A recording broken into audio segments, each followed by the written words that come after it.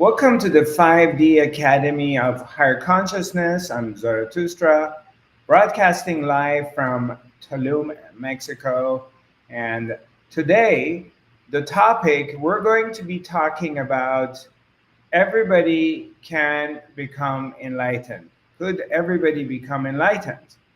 So, and this is something is on the mind of many spiritual seekers. It was on my mind for ever since the ever since, and uh,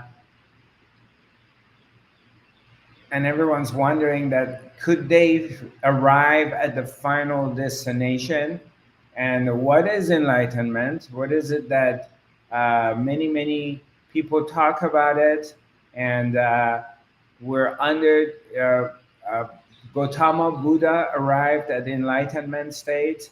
There are other masters, teachers in the history of humans that they haven't become enlightened. What is this? What is this enlightenment? What does it mean? And how do you become enlightened? And if you do, what is it going to do for you? Uh, how is this going to change your life?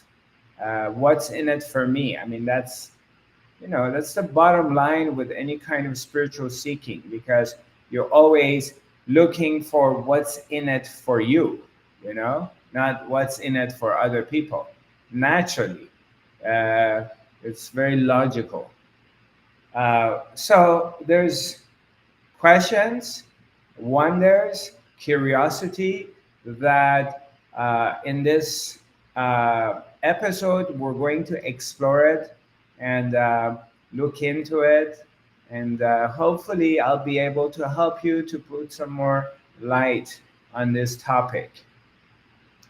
So why don't we start with the first thing first, and the enlightenment. So if you just pay attention to the word, the enlightenment, to get enlightened, to become awakened, to become full of light, to bring light into yourself or into a topic or a state you're in.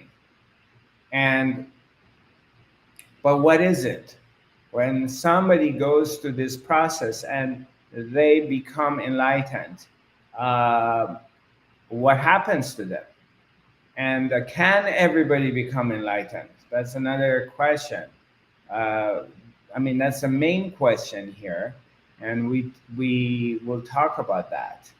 So I can give you my 2 cents from my understanding on this, and whatever I know, not necessarily referring to other teachers, other masters, and the stories I've heard from them, but I can tell you what I know.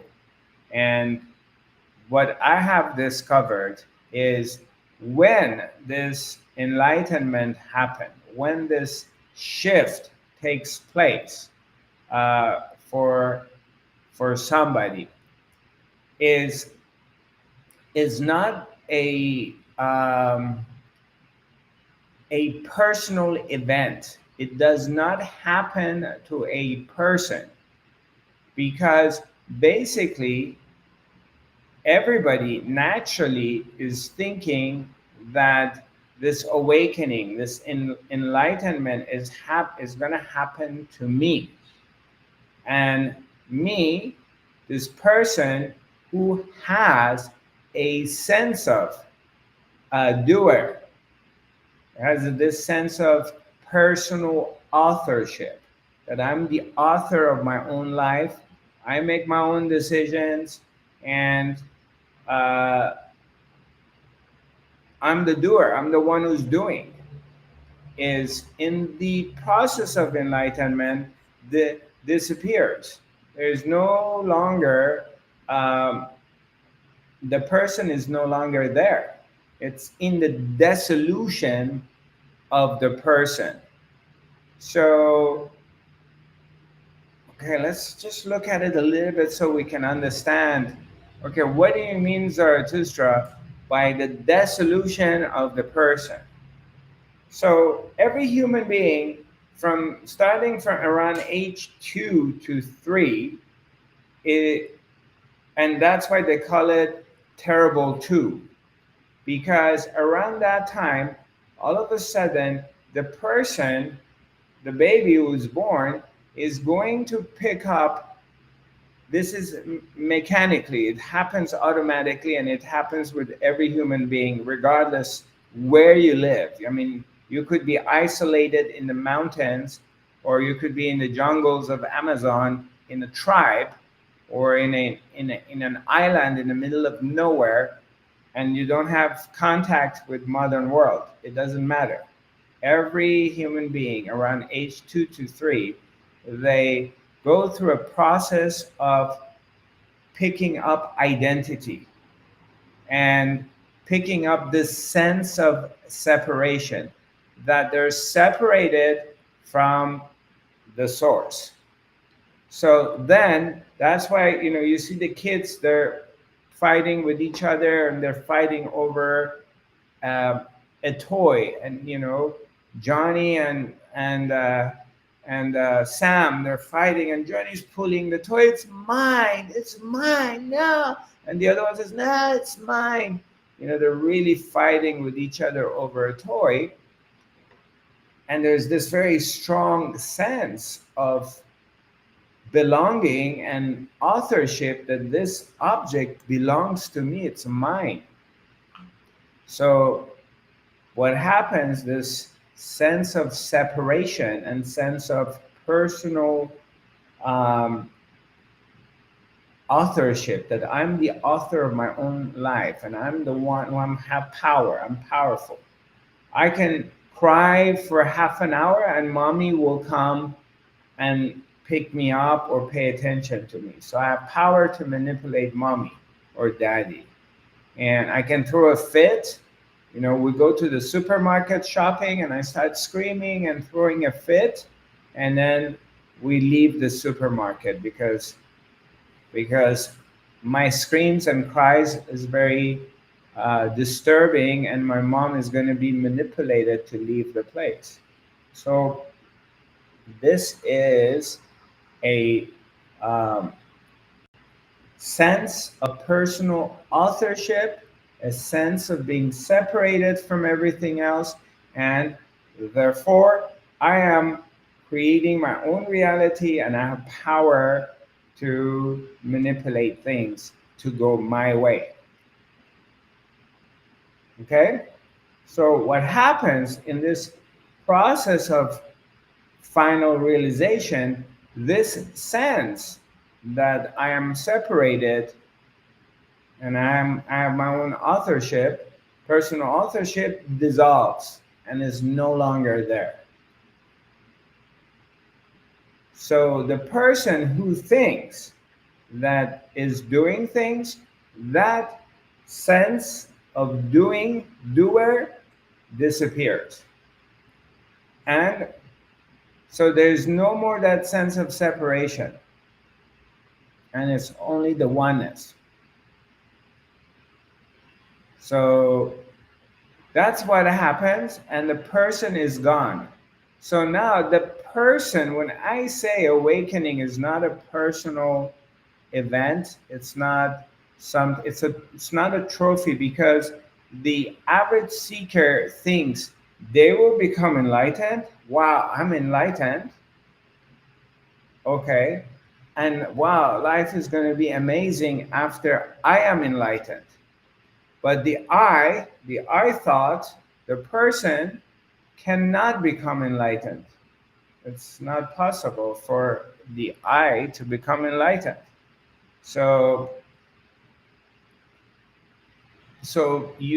it's not the person gets enlightened. It's in the disappearance of the person. That person who wanted to get enlightened is no longer there.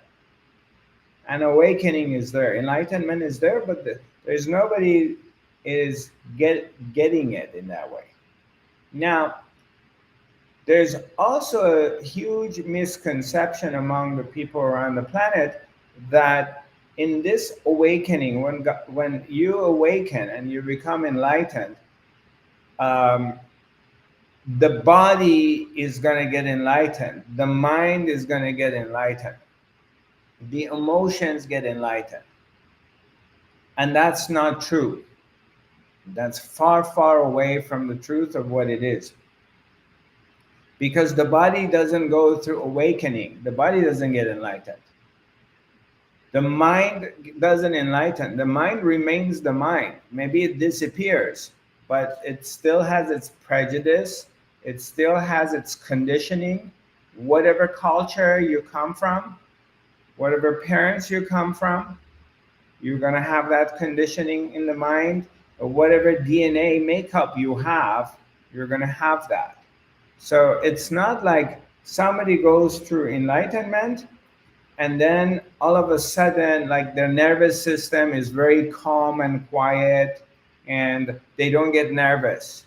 Like, if you're driving to the airport and you're a little bit late to the airport because you have a flight, and then this enlightened person is not going to get nervous because they're late. They don't get anxious. That's not true. They can get anxious, they can get nervous because they're late. That's the nervous system. The nervous system doesn't go through an awakening. The nervous system remains the nervous system. Your body remains your body.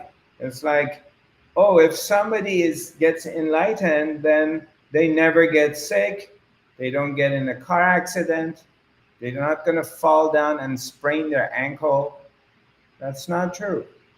They're just like everybody else. They get sick, they get cancer, they can sprain an ankle. All kinds of things that happen to everybody else will happen to them as well. Otherwise, all these masters throughout the history that have come on this planet, they should have stayed healthy and alive. You know, they shouldn't die because they're enlightened, or they shouldn't get sick, they shouldn't get cancer.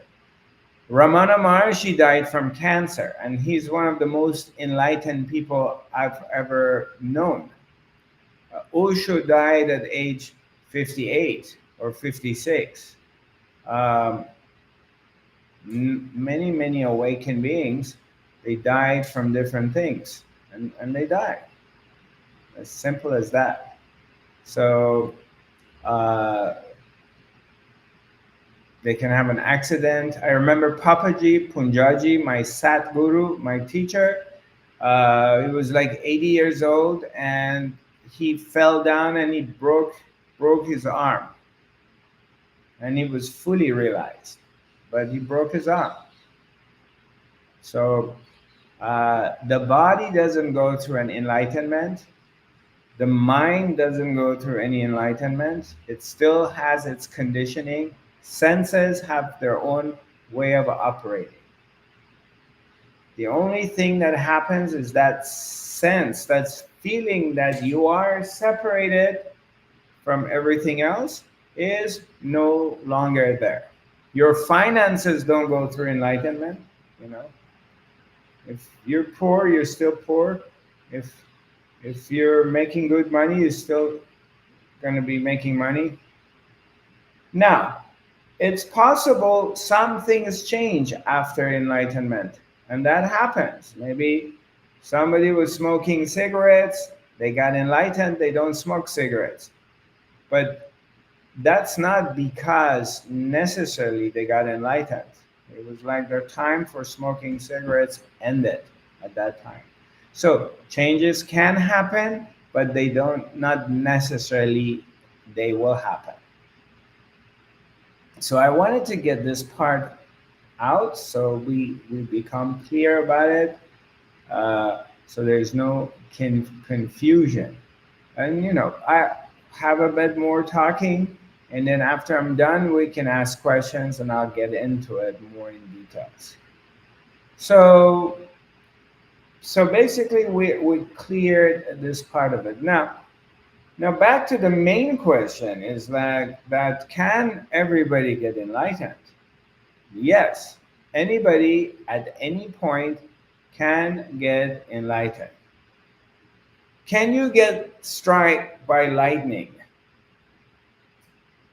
You're hiking, you're walking in a desert, you're walking in a forest, you're walking on a street. Can you get hit by lightning? Anybody in life can get hit by lightning. You could be the president of a country, you can be a doctor, you can be a mom, you can be a truck driver, you can be a student, could be a child. Everybody can get struck by lightning. But how often people get hit, struck by lightning? It's not very often. But can it happen? Yes, it can happen. Similarly, the same thing with awakening, enlightenment.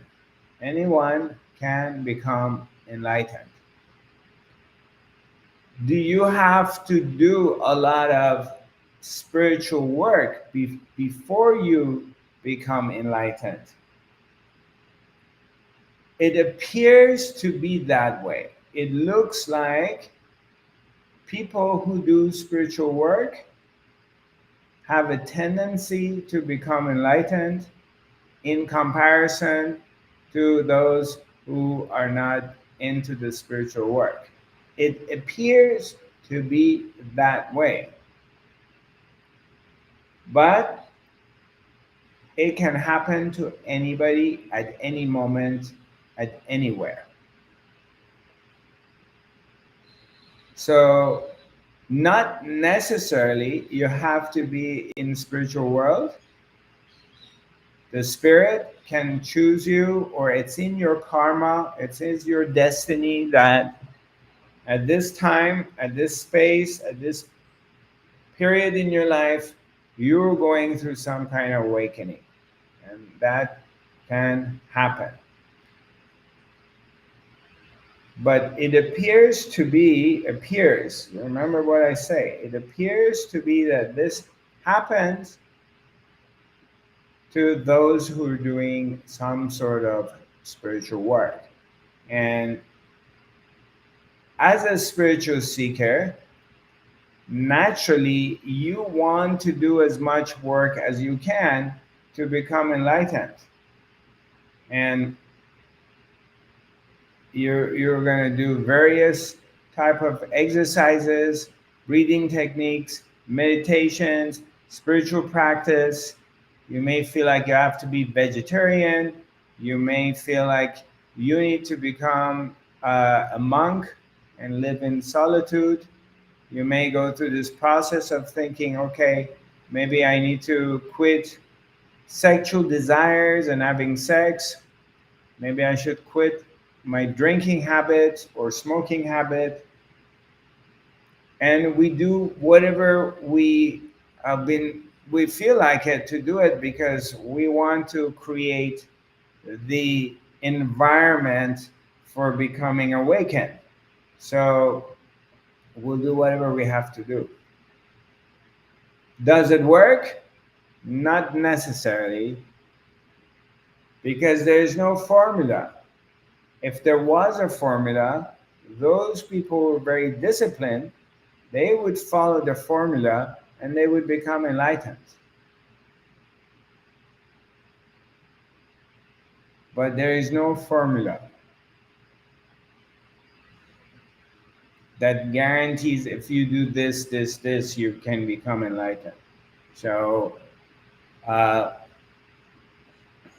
now, a little bit more diving deeper in enlightenment. So, what does enlightenment bring for me? I mean, let's say you go through it. So, what happens? Does it mean I won't have any more financial problems? Does this mean I'm driving my car on the street?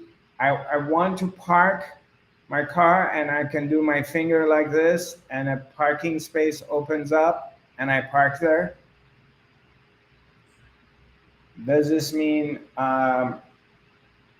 when I'm driving my car and the stop lights are about to turn red, I can do my finger like this and it doesn't turn red, it stays green so I can pass through?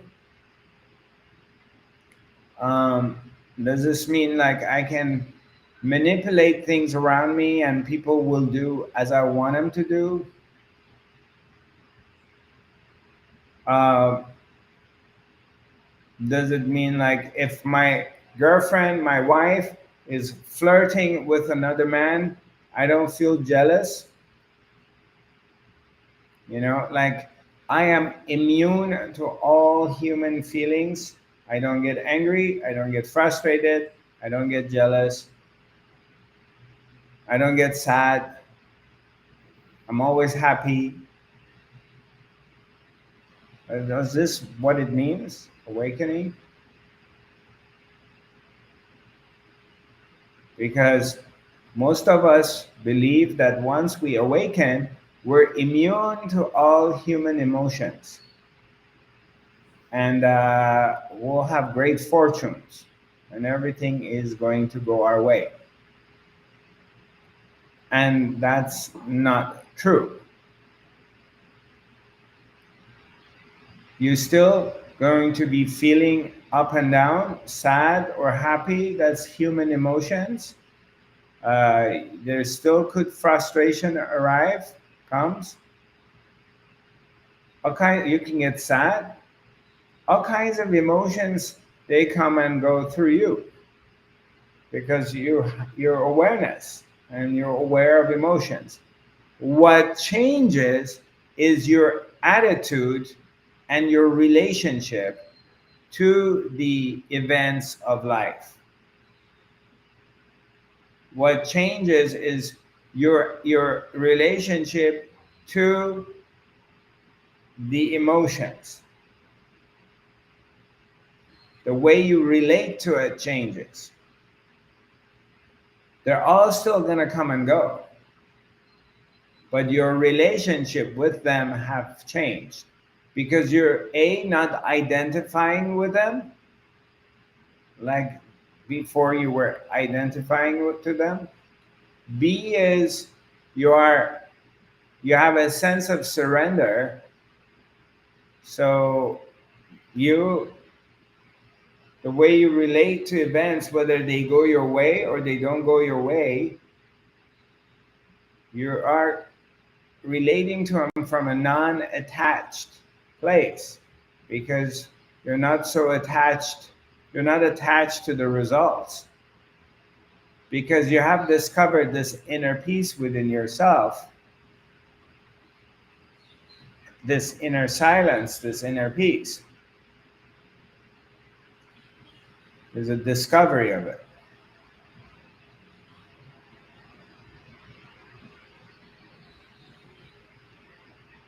That it's this inner peace and this inner silence, this sense of contentment. It's no longer related to the world or the objects. So your happiness, your newly found happiness, is not subject to things going your way or they don't go your way.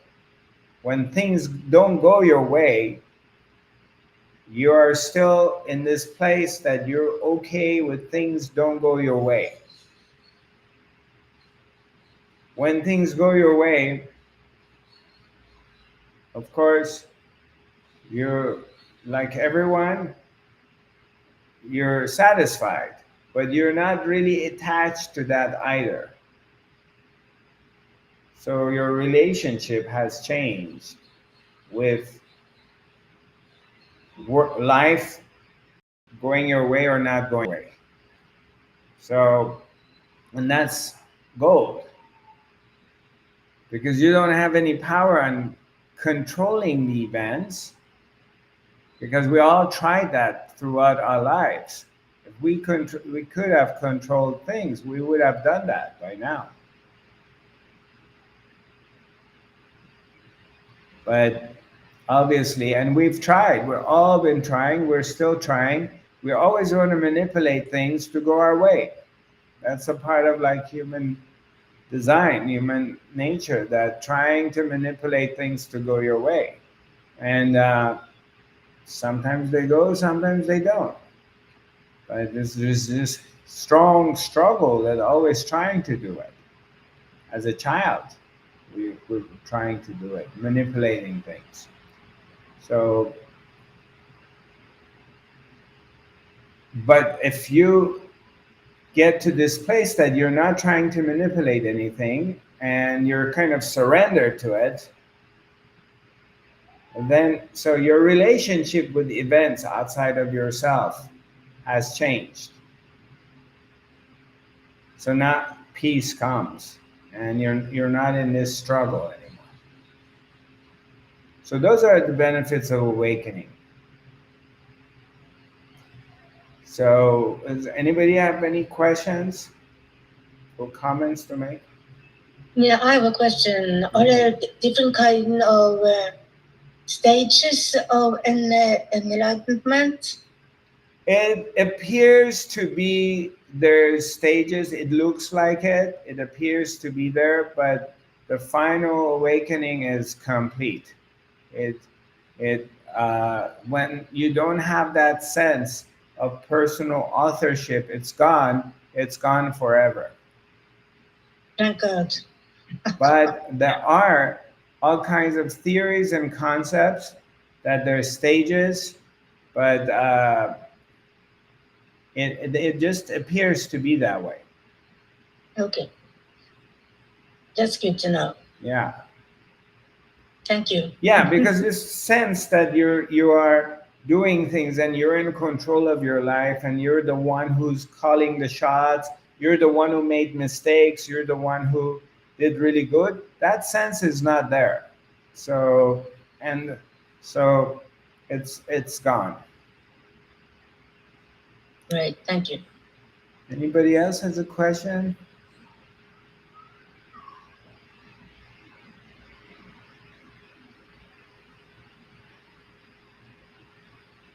What a nice bunch. I have one more. Okay. Can we do any kind of what do you call it, tasks, or can you do anything to help the process to happen? Yeah, you can do a lot of different things. There are a million different things you can do to help the process. Mm-hmm. Whether they work or not, that's a different story. But spiritual seekers, they're always doing different things to help the process. You know, some become vegetarian, some give up sexual desires if they can. People try to practice non attachment. There's all kinds of things. Meditate, get up early, 4 in the morning, and meditate. Uh, you do a lot of mantras, praying. You put yourself through you put your body through a lot of suffering of not eating for maybe 30 days, or go sit in silence for 3 months. Um, People do all kinds of different spiritual practice. And then it just happened by itself then, if it happens. Awakening happens on its own accord. Yeah. Regardless of your practice. That's why sometimes people who, like in the case of like Wayne Ligerman, who was a devotee of Ramesh Balsekar, he was an alcoholic and a drug user for 19, 20 years. So he was a full-on alcoholic. And then so after all these years of just fully doing, drinking and doing all kinds of drugs, One morning he wakes up in the morning and he cannot drink. So and then he can't drink anymore. He can't drink alcohol anymore. He takes his hand towards the glass of alcohol, but he can't drink it. So, and that started it, his journey. And he was freaked out in the beginning. And then after that, he starts like investigating, like what instigated this? What is this power that stopped him from drinking? Because he's been drinking for 19 years. So what happened that all of a sudden his hand doesn't want to go pick up the glass of alcohol?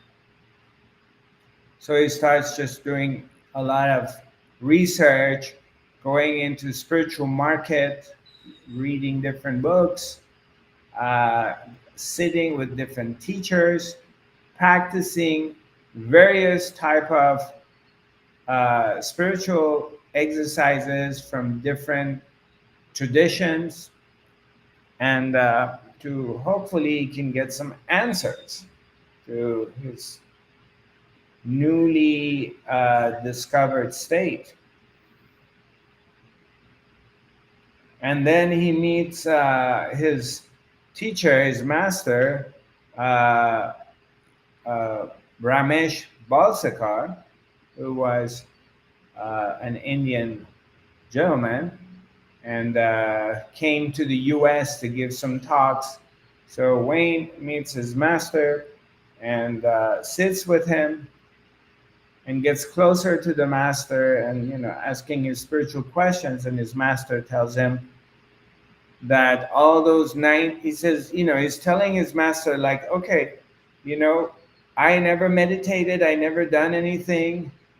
So why is this happening?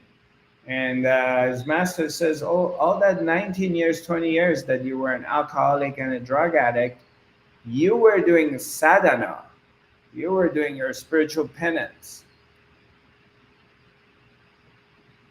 And that was the way of existence to get you ready for this.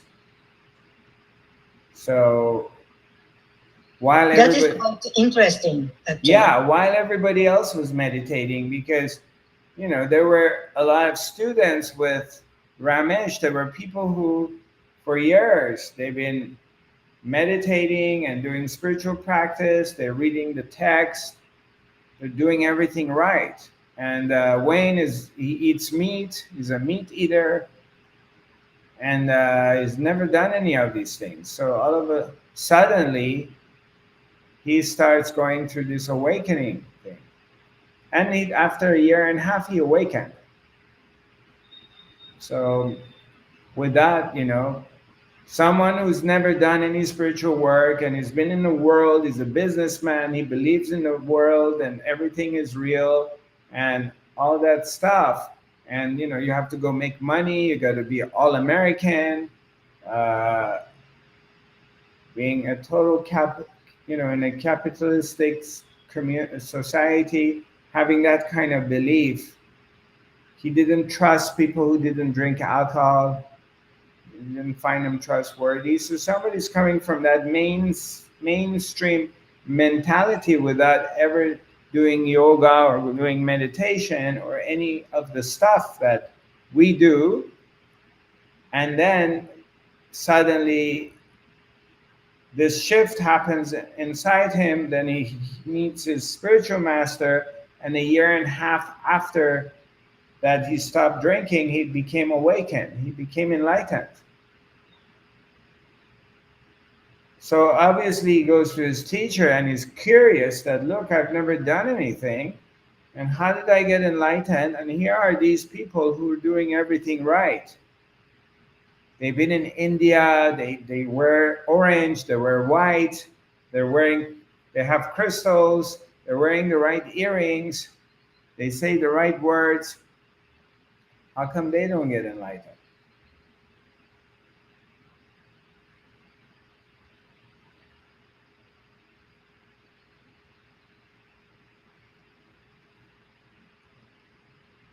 Interesting, huh?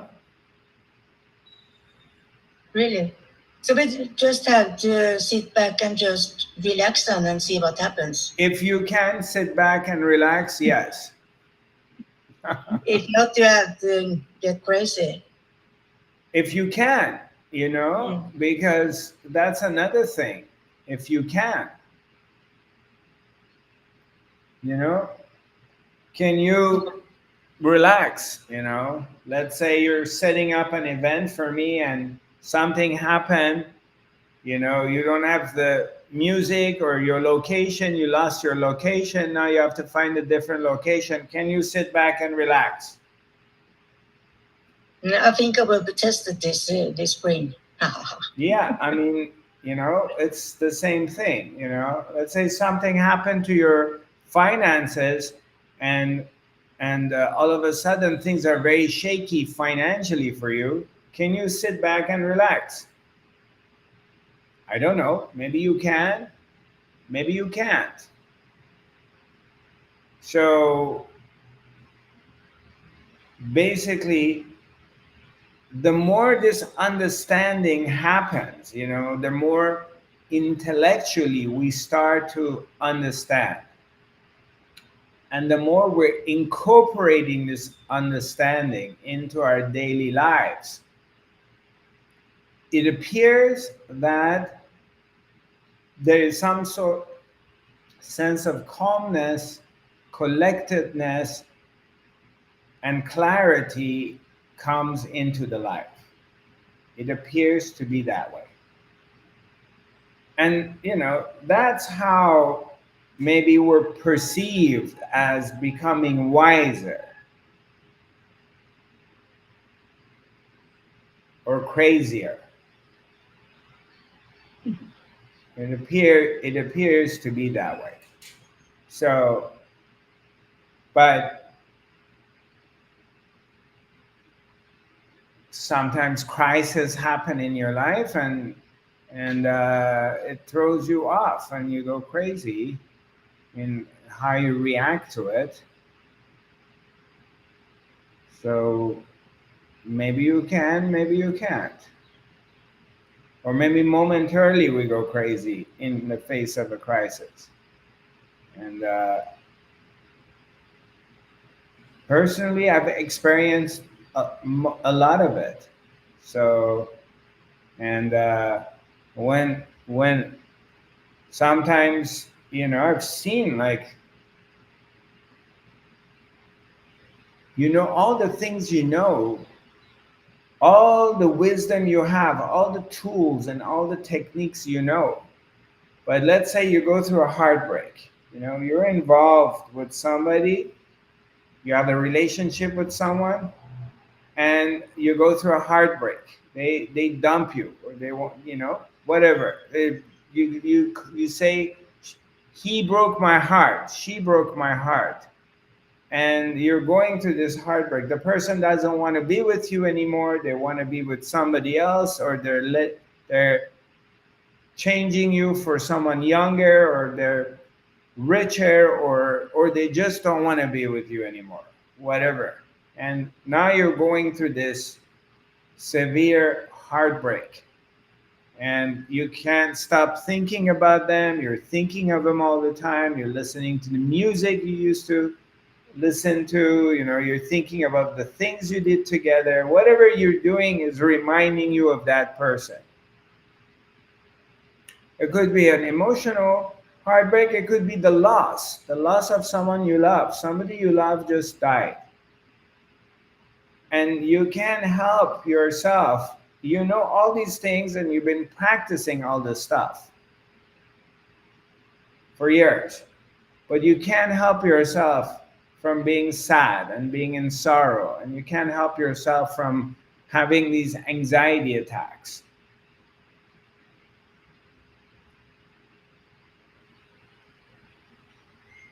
You can't help yourself from waking up in the morning and feeling depressed. So, and you know all the teaching, and you're very good at it. Yeah, you guys are with me? You understand what I'm saying? So, yeah, when it comes and grabs you, like, you know, it's like a tiger jump that grabs you in your throat and it's just pressing its teeth into your throat. There's nothing you can do.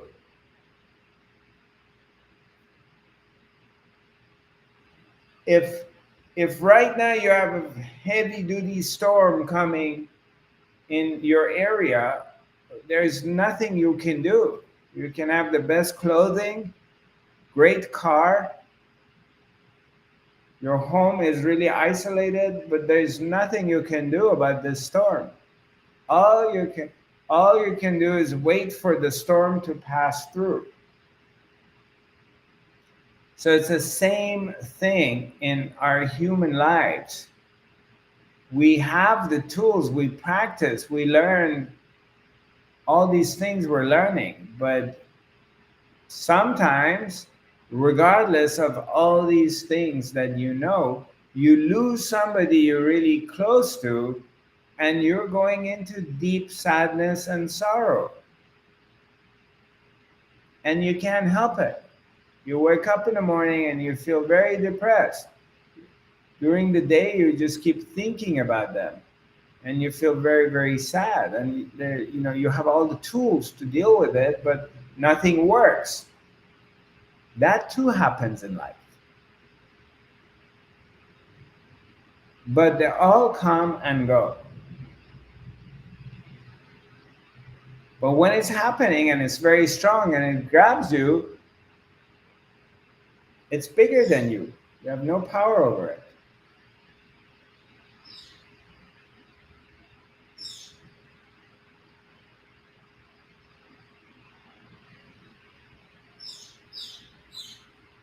That's why I say, we've talked about this, like you don't have a choice. You can't decide. Because if you have a choice, you're going to decide that you feel good every day. Emotionally, psychologically, you're feeling really good every day. And that's what you would choose. But you can't choose that, even though it's your intention. But that doesn't mean it will happen. Any questions?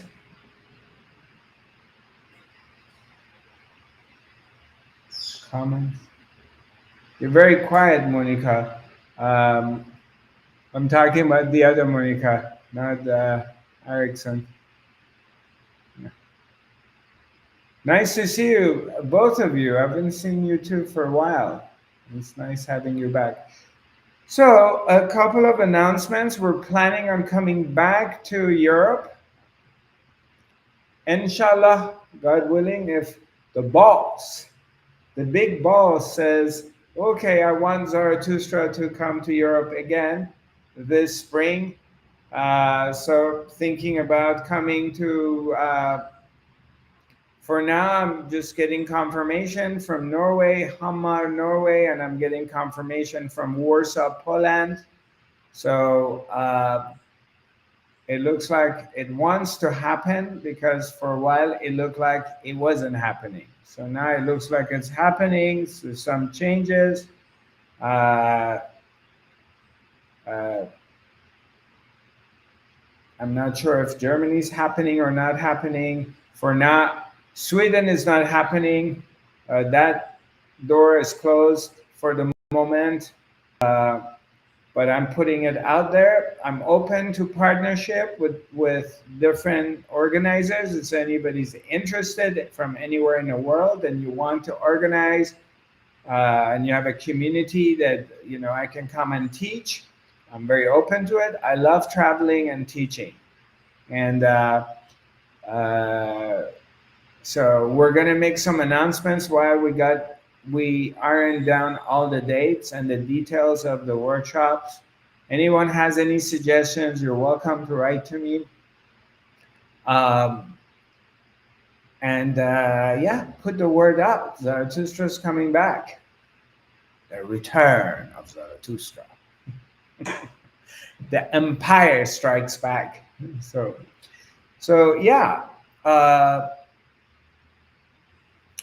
it appears to be things are going in that direction. For one moment, it appeared to be that things not going any directions. So so things shift, uh, and we'll make announcements. And if you put the word out, I appreciate so we get enough people uh, to our events. I love to see you all. Missing you very dearly.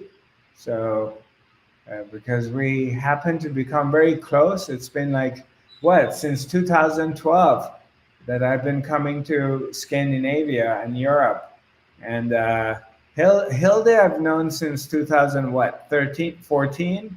Yeah, we have a 10 years Yeah, jubilee. Marit I met in Yeah. 2013. Monica Erickson I met in 2000 I think 16, right? Something like that. Elijah, I met you, I don't know when, you've known you forever, ever since the ever since.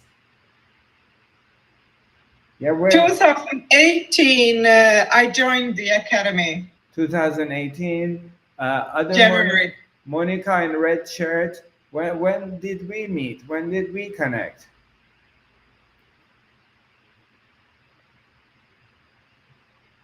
I can't hear you.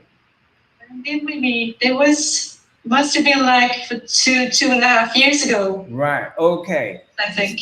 Right. Right. 2.5, 3. Yeah.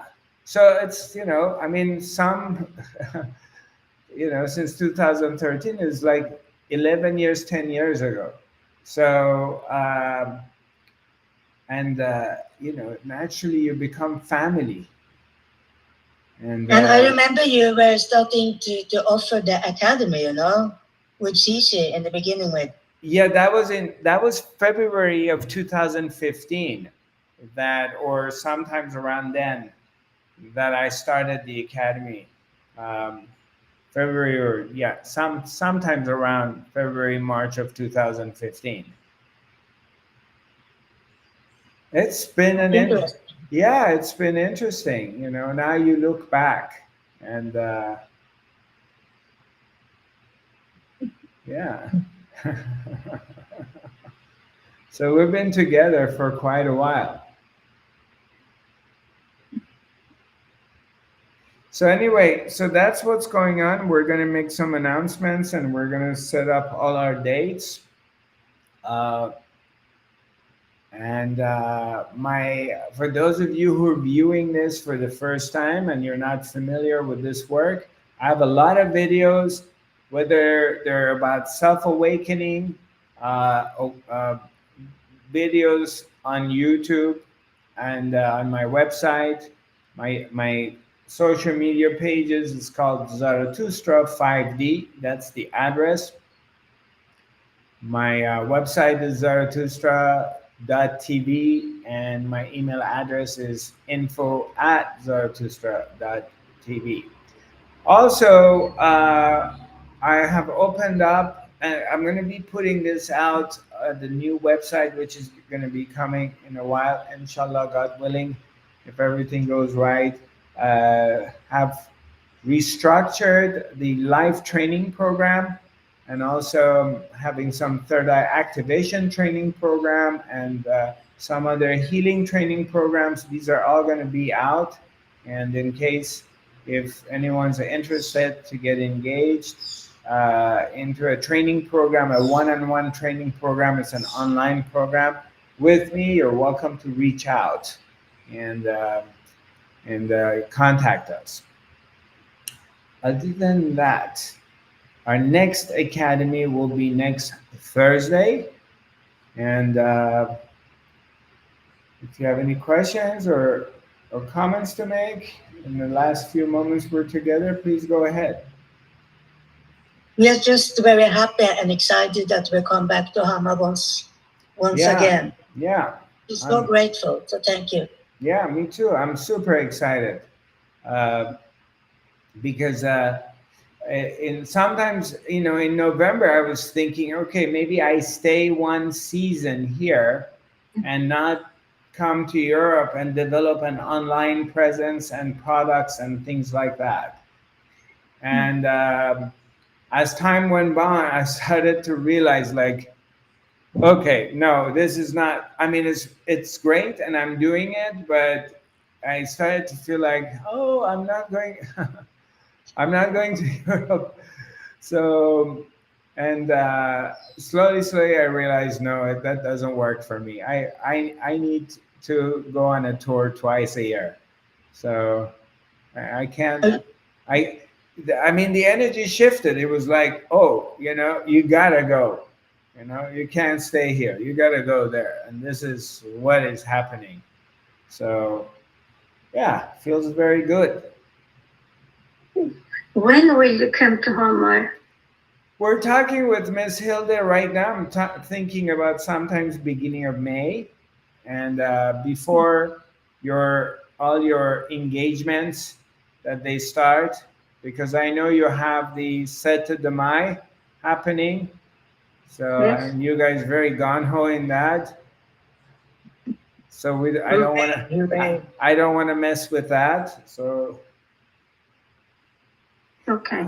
yeah, so thinking about the first week of May, because I got to go back again to Europe in August because I have a retreat in Nowokovkowa in Poland. So the sooner I can come, so I come and do this couple countries, then I go back and then I come back. So we'll see. We're gonna put it out.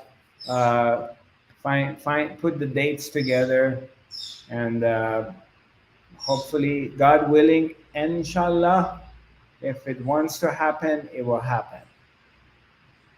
Also, Elijah, I'm open to come to Gothenburg area and do something there. If you want to, if you're open into organizing something or you have a community, I'm open to it. We can talk.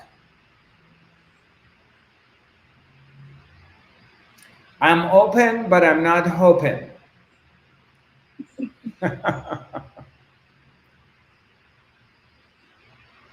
And I know there's some viewers that contact me. Oh, if you're coming to England or London, hey, if you can put something together, I'm very open to it.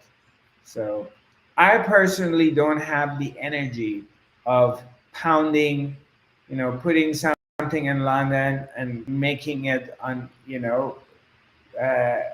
from my behalf to just create something because I don't have connections.